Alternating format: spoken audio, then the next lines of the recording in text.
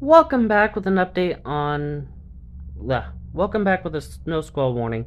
This is for Mountain Home and Hammett, Idaho until 8 p.m. Mountain Standard Time. We also got parts of Interstate 84 and Highways 20, 30, 3804, and 78, and I want to say 51 as well. So yeah, we got 22,085 people affected by this. You're gonna have the whiteout conditions, bad travel, so if you're able to, don't travel. And if you are traveling, I recommend pulling over, and if you're able to get into a building nearby, do so.